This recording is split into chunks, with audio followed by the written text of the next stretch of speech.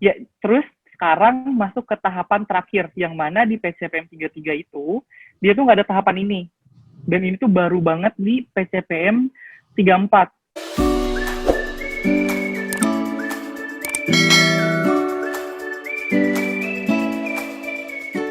Tapi sebenarnya waktu PCPM 34 tuh kan ada 2 jalur nih. Ada open recruitment sama campus hiring sama referral LPDP. Nah, kampus hiring sama referral LPDP ini tuh udah melalui tahapan ini duluan. Jadi ketika kita diumumkan kita lolos itu, mereka tuh sudah intensif selama 2 bulan kurang lebih. Jadi ada tuh lah di antara kita PCPM 34 tuh yang cari tahu siapa sih yang udah lewat masuk kampus hiring sama LPDP ini, pengen tahu sih gambaran leadership forum itu kayak gimana. Soalnya bener-bener gak ada yang tahu leadership forum itu seperti apa sih gitu. Dan ternyata ini tuh cukup luar biasa. Karena kan di pikiran tuh kayak ya udah sih ya, kayak masuk ke dalam ruangan. Terus ditesnya sama kayak wawancara akhir gitu, kayak yang tahap sebelumnya, kayak FGD, kayak pro kontra kayak gitu ya. Ternyata enggak, itu tuh lebih di luar out of the box banget lah pokoknya. Jadi kita tuh bakal diuji tesnya tuh langsung sama gubernur dan Dewan Gubernur Bank Indonesia. Really? Jadi jadi Gubernur Bank Indonesia tuh duduk di depan kita menjadi penguji kita dan sekaligus menjadi penanya ketika kita nanti selesai presentasi. Jadi gubernur sama Dewan Gubernur jajarannya ya, yang ADG anggota Dewan Gubernur, itu nanti mereka bakal jadi penguji kita. Terus pemimpin di setiap kantor perwakilan, kemudian departemen, itu juga akan diundang untuk menonton kita. Jadi ada 2 sayap, kanan kiri, para pemimpin ini tuh mereka duduk dan nontonin kita gitu. Kayak gimana sih ini PCPM 35 ini gitu ke depannya, kayak gitu-gitu ya. Terus yang gue pikirin tuh kayak ya udah nggak ada peserta lain yang nonton. Enggak, ternyata settingan leadership forum ini dibuat kayak launching iPhone gitu. Jadi ada layar gede, terus ada juga proyektor kanan kiri, terus layar gedenya itu full bisa muka kita disorot live gitu, sama atau enggak topik kita yang udah dibuat presentasinya. Jadi presentasinya benar-benar kita desain gitu. Bukan yang kayak, kan kalau yang wawancara akhir sebelum itu kita hanya coret-coret dari kertas. Jadi kayak dikasih waktu cuma 20 menit untuk diskusi sama membuat alurnya di kertas aja. Kalau yang ini kita benar-benar buat kayak kuliah gitu, benar-benar dibuat presentasinya. Jadi nanti tuh bakal diundang. Kalian itu kalau masuk ke tahap ini, amin ya, itu akan diundang untuk menginap 3 hari 2 malam di hotel. Biasanya hotelnya dekat BI. Kalau yang waktu yang kampus hiring itu di Hotel Borobudur. Kalau gue itu dapatnya di Millennium karena biar dekat. Jadi kita tuh fase di situ kita sebenarnya udah semi diterima untuk menjadi PCPM, tapi butuh approval langsung dari Bapak Gubernur kita. Bapak Gubernur dari Gubernur Bank Indonesia-nya langsung, apakah ini layak atau tidak? Apakah ini sesuai yang diinginkan untuk mencapai visi yang dirumuskan oleh Gubernur Bank Indonesia apa tidak, kayak gitu kasarnya. Jadi di sini kita kayak dikasih sharing knowledge kayak gitu dulu. Jadi terus kayak terus ada talk show juga dari para pemimpin Bank Indonesia terkait yang 3 pilar tadi, sama dan itu akan nyambung ke topik-topik yang akan dikasih gitu ke kita. Jadi nanti akan dibuat kelompok, dan kelompoknya ini random. Kalian kayak ketemu teman baru tiba-tiba dari berbagai daerah, karena di situ udah bukan tes seleksi per daerah, tapi seluruh Indonesia itu langsung diterbangkan ke Jakarta. Jadi semua langsung kumpul di Jakarta. Kalian dibuat kelompok, dan di kelompok ini dipecah lagi kalau pas zaman gue. Jadi pro and kontra lagi. Ya udah, kalau tips pro and kontra kan tadi udah dibahas ya. Jadi udah ntar jelasin lagi tuh, kalian dikasih topik seputaran apa yang ada di Bank Indonesia dan apa yang lagi dikembangkan. Terus di situ kalian harus ngasih inovasi apa sih yang bisa dikembangkan. Terus kita harus menganalisis apa sih kekurangan, kelebihan, apa sih yang bisa dikembangkan dari topik itu. Ada yang seputar kayak digital, ada yang seputar tentang ekonomi syariah, kayak gue dapat ekonomi syariah waktu dulu. Ada yang, dan itu gue sama sekali nggak tahu loh ekonomi syariah itu apa. Tenang aja, banyak banget orang yang nggak sesuai bidangnya dan dapat topik yang nggak sesuai bidangnya juga gitu. Jadi misalkan perekonomian tiba-tiba dapat big data yang mana dia bukan dari sistem informasi gitu. Kebayang kan? Jadi kayak bener-bener semua orang tuh belajar lagi di sini, tapi mungkin memang ada beberapa orang yang sudah expertise lah gitu. Tapi jangan jiper, jangan takut, kalian belajar aja. Nah, justru kalau misalnya ada expertise-nya di kelompok kalian, itu jadi advantage buat kalian. Kalian bisa nanya-nanya ke dia kan, dan jadinya ngebuat mengemas kelompok kalian lebih baik jadinya. Kayak gitu. Terus ya udah di situ kayak dikasih waktu besoknya itu di hari keduanya tuh kayak seharian selain talk show tadi, seharian itu membuat presentasi sama diskusi tentang pro kontra yang tadi sudah dipilih dari topik, sudah diterima dari topik itu. Terus besok paginya ya udah langsung tes dan itu bukan di ruangan, itu seperti di aula utama salah satu gedung. Itu on the stage, semua peserta nontonin kita. Jadi bentuknya kayak kayak U gitu, kayak VU gitu. Kayak gini, kayak gitu, terus U. Di sini pengujinya. Dan di sayap kanan kiri sebelah luar, itu ada para pemimpin yang nontonin kita. Jadi di dalam ruangan itu kurang lebih ada hampir 180 mau 200 orang yang nontonin kita selama kita presentasi. Dan itu stage-nya itu bukan yang stage yang di 3x2 gitu, tapi bener-bener yang 5 meter apa ya gitu, bener-bener luas. Jadi olah panggungnya tuh kayak kita juga harus pikirin nih konsepnya, dan mereka dan para penguji ini mengharapkan kita presentasi itu bukan dengan yang cara biasa kayak ya berdiri stand alone terus kayak langsung baca aja gitu, enggak. Kita harus mengemas presentasi itu menjadi unik dan enak dilihat. Ada yang kayak pakai drama kayak gitu, kayak pakai roll gitu, ada yang membuatnya menjadi kayak talk show. Kalau gue kan dapetnya ekonomi syariah, jadi kemarin gue ngebentuknya itu kayak Mamah dan AA gitu, curhat-curhatan gitu, kayak gitu. Itu gimana caranya kita harus membuat itu menjadi unik kayak gitu. Soalnya itu stage-nya juga gede kan. Kalau misalkan kebayang nggak sih kalau kalian cuman presentasi muka datar, bosen nggak sih, orang-orang juga ngantuk gitu.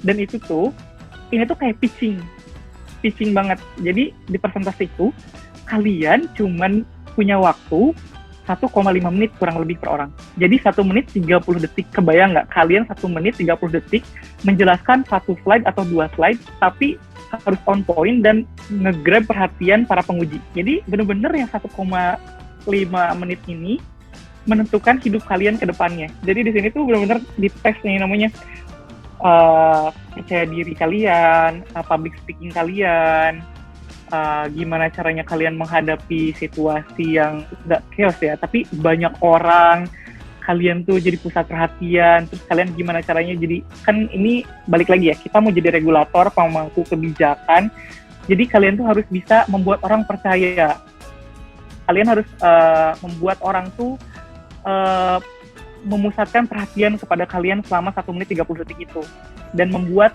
yakin kalau kalian itu dengan kata-kata kalian tuh itu benar gitu, hal itu benar dan menarik gitu, kayak gitu. Jadi 1 menit 30 detik itu benar-benar nentuin masa depan kalian.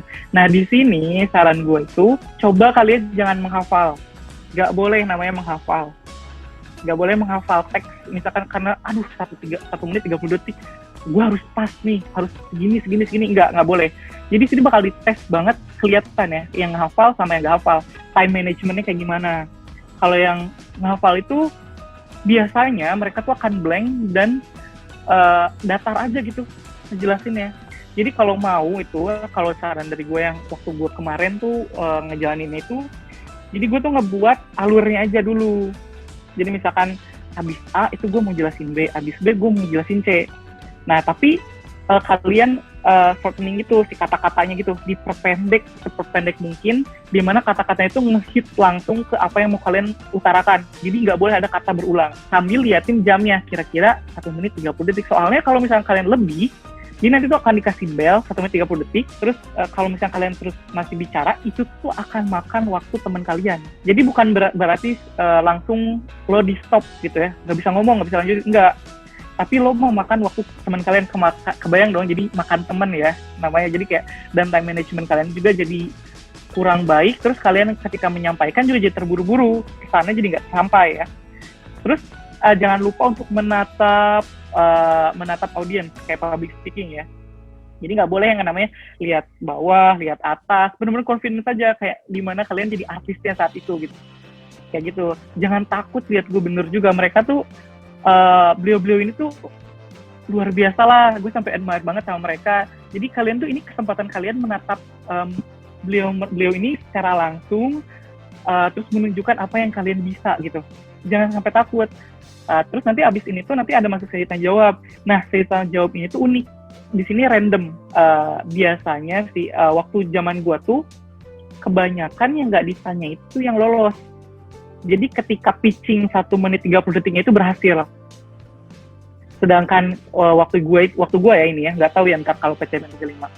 Sedangkan yang ditanya ini untuk meyakinkan kembali para penguji ini apakah benar-benar layak atau tidak. Karena mungkin dirasa kurang puas selama pitching 1 menit 30 detik itu. Seperti itu sih. Ya pokoknya di sini mixed feeling sih, bisa ketemu Gubernur Bank Indonesia, kayak rasa bangga, karena benar-benar di sini udah benar-benar kayak cuman 100 gitu yang kepilih itu. Dan tapi di sini tetap ya berkompetisi sehat, jangan menjatuhkan, tapi tetap harus ada jiwa untuk berkompetisinya, karena di sini belum pasti lo keterima. Jadi di sini lo harus tetap perkuat doa, jangan lupa minta doa sama orang tua juga. Soalnya kemarin tuh kayak 100 itu diseringin lagi, ternyata ada yang nggak keterima, jadi cuman 80-an apa dari oprek itu. Kayak gitu. Jadi dari oprek itu tuh kemarin, meskipun kita PCPM 34 ini ada 150, tapi bukan semena-mena 150 itu dari oprek, dari open recruitment, tapi sebagian banyak itu sudah terambil oleh kampus hiring sama referral LPDP. Jadi kita tuh semacam untuk fill in the gap, berapa sih sisanya yang dibutuhkan oleh Bank Indonesia ini. Kayak gitu sih. Jadi agak sedih sih soal di sini, soalnya banyak teman-teman gue gitu, kayak bahkan dari sekelompok pun yang harus kekat berhenti gitu. Dan ada juga yang kayak udah ngedrop pekerjaan lamaran sebelumnya, terus dia bela-belain LF, ternyata masih kurang beruntung kayak gitu. Di sini benar-benar harus siap mental sih, harus siap mental banget. Soalnya gue juga di sini pada tahap ini gue mempertaruhkan antara 2 yang keterima gitu. Jadi yang satunya itu gue drop dulu, udah sampai mau final interview gue drop demi yang untuk LF ini, karena ini agak ya menurut gue, tapi ini bener-bener pure apa yang gue rasain. Ketika gue dapat 2 tawaran itu, gue berpikir gini, lo mau kerja untuk nyari duit, profit oriented, apa lo mau kerja yang sekaligus lo dapat pahala gitu. Karena dengan masuk Bank Indonesia ini secara tidak langsung lo akan mengatur perekonomian Indonesia secara keseluruhan gitu kan. Dan manfaat dampaknya itu sama masyarakat Indonesia. Bisa jadi ayah ibu lo tuh terkena dampak dari perekonomian, dan lo bisa menyelamatkan mereka keluar dari zona itu dengan lo ada di Bank Indonesia. Kayak gitu simpelnya ya. Ini semacam kayak apaan sih gitu, tapi itu beneran apa yang gue rasain. Soalnya kalau misalkan di swasta itu kan, ketika lo mau naik jenjang karir, kebanyakan orang tuh kan pindah-pindah kerja gitu.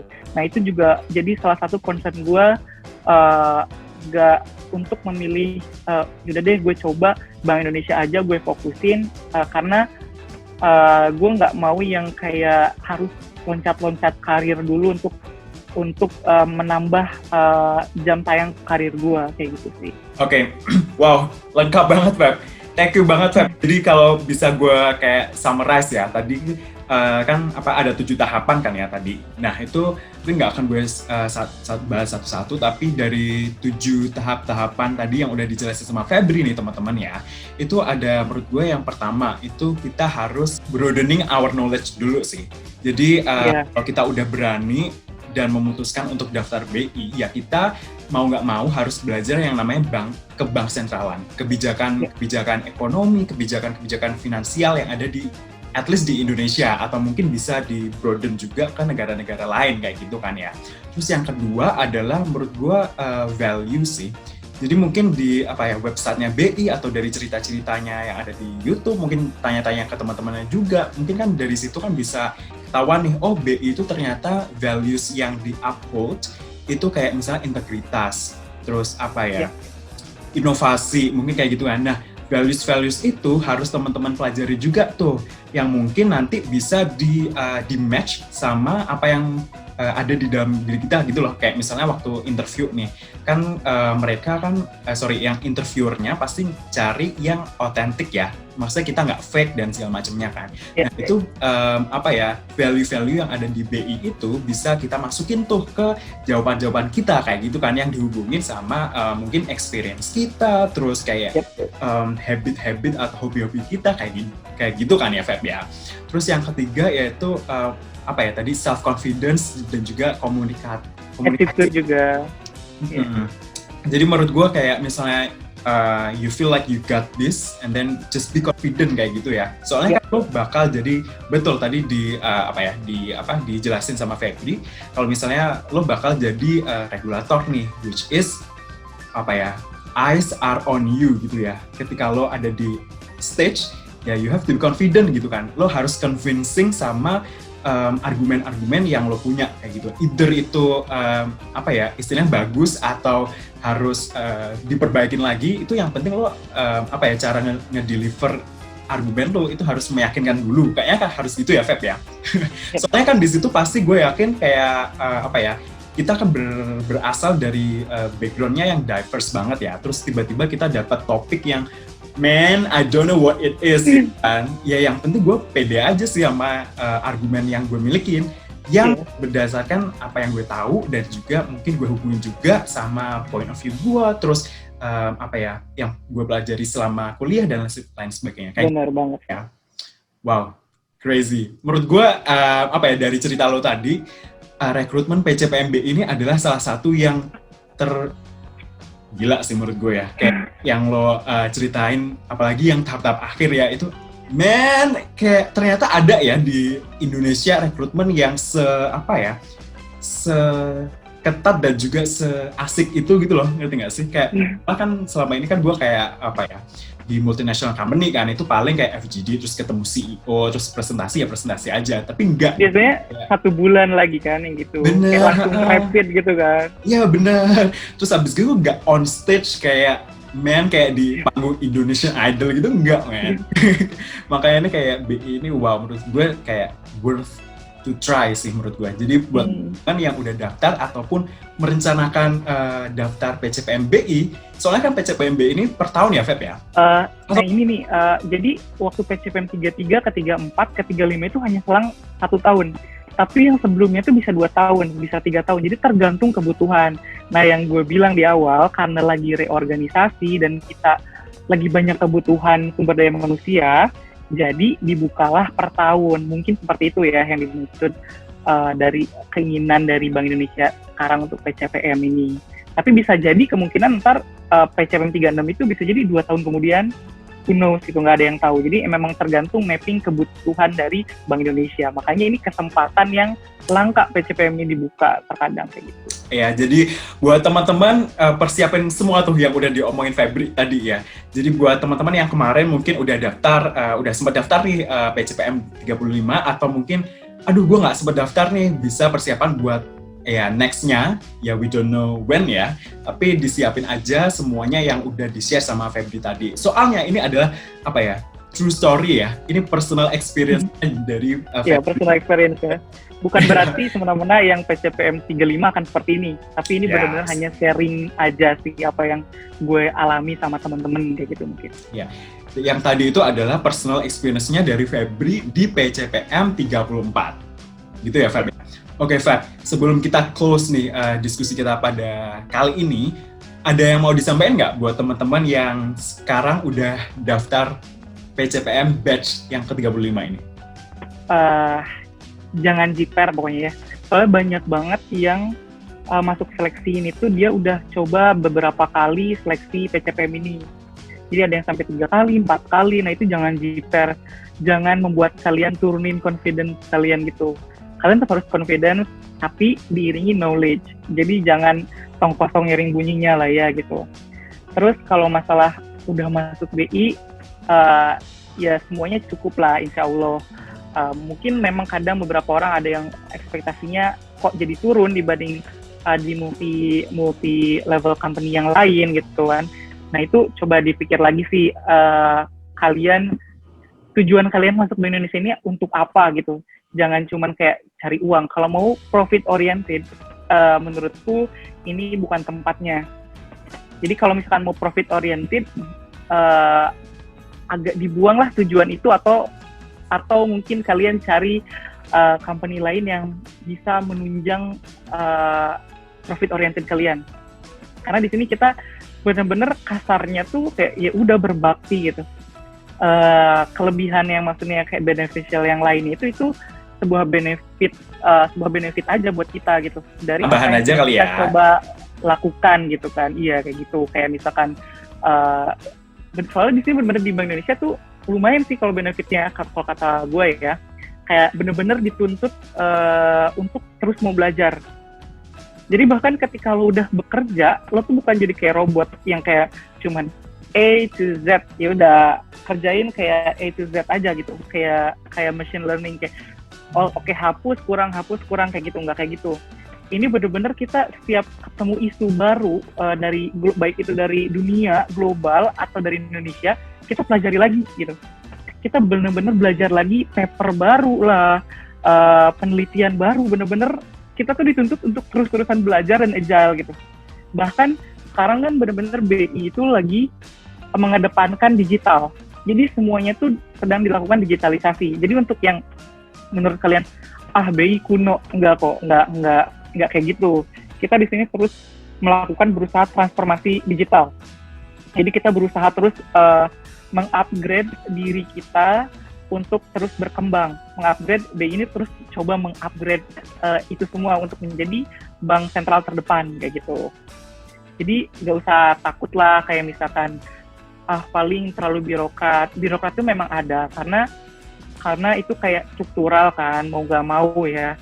Cuman nggak semena-mena kayak lo nggak boleh ngelakuin ini kalau misalkan lo punya inovasi dan itu bagus ya lo ajuin aja, itu bisa, tapi dengan attitude dan etika yang baik ya. Maksudnya jangan kayak pokoknya gue harus kayak gini, nggak kayak gitu. Soalnya banyak kan milenial zaman sekarang itu kayak terlalu memaksakan apa yang mereka inginkan terhadap suatu inovasi tanpa melihat seberapa sulitkah itu untuk dirubah gitu. Kayak terlalu maksa gitu kesannya tuh. Jadi kayak apa sih ini harus diubah, padahal nggak semena-mena semuanya itu harus diubah gitu. Mungkin untuk melakukan perbaikan upgrading ada, tapi janganlah terlalu egois atau ya egosentrik kayak gitu. Intinya coba be yourself aja, coba kalian pusatin lagi tujuan kalian masuk Bank Indonesia tuh apa, kalian gather motivation kalian buat masuk sini kayak gimana, ya be yourself, jangan fake yang kayak tadi, tapi tetap upgrading diri ya. Jadi maksudnya ketika kalian merasa kalian kurang di situ, ya kalian coba tolong berkembang lah, jangan stuck di situ dan jangan menjadi ego gitu. Ego sama yaudah gue kayak gini ya gini gitu. Ketika ada yang bisa dikembangkan, why not gitu. Tapi kalau memang sudah menjadi sesuatu yang kalian miliki, ya tunjukkan itu kalau memang itu bagus. Terus be prepared, ya kalian tambahin lah knowledge itu kan. Coba baca-baca kayak gitu. Terus sama ya terakhir be humble aja sih. Maksudnya etika kalian jangan mentang-mentang kalian pintar, kalian dari kuliah mana gitu, kalian dulu pernah jadi kahim, terus kalian merasa kalian udah berada di puncaknya sebuah puncak gitu. Kayak gitu sih. Oke. Feb, sebenarnya gue ada pertanyaan sih satu. Ini tuh kan lo S2 kan ya? Iya. Nah itu tuh sebenarnya ada porsi masing-masing nggak sih S1 sama S2-nya di setiap batch-nya yang diterima? Well, untuk menjawab ini, itu tergantung kebutuhan dari Bank Indonesia sendiri, balik lagi. Berapa proporsi mereka membutuhkan, misalkan let's say ya, teknik industri itu berapa, ekonom itu berapa. Jadi nggak semena, kalau misalkan kasarnya gini nih, kalau misalkan dari tes ke bank sentralan, otomatis harusnya yang lebih banyak masuk dari ekonomi kan? Iya nggak sih? Karena mereka lebih tahu banyak tentang ke bank sentralan atau tentang perekonomian Indonesia. Tapi semua itu sudah di-plotting, jadi berapa sih kebutuhan dari setiap bidang, kayak gitu. Cuman di batch gua yang paling banyak sih ya S1 tetap. Gitu. Okay. Thank you. Feb, thanks a lot buat semua cerita, real experience-nya di batch PCPM batch ke-34 ya. Semoga apa yang kita diskusiin, kita share ke teman-teman itu bisa bermanfaat ya Feb ya, buat teman-teman udah daftar nih batch sekarang lagi proses. Semoga dapat hasil yang terbaik, dan mungkin buat teman-teman yang belum sempat daftar kemarin dan mau mempersiapkan diri, silahkan video ini bisa di rewatch terus di YouTube ini, di YouTube channel gue ini. Jadi thank you banget ya Feb ya buat nyempetin di tengah kesibukannya. Gue tahu banget ngontak Febri ini super sibuk dia, soalnya PCPM itu ternyata kayak kuliah ya Feb ya, banyak tugas, banyak bikin paper, banyak belajar, yang penting mau belajar itu tadi ya poinnya ya. Feb, thank you banget, semoga sukses di PCPM-nya. Terus amin. Sukses juga buat lo, Pri.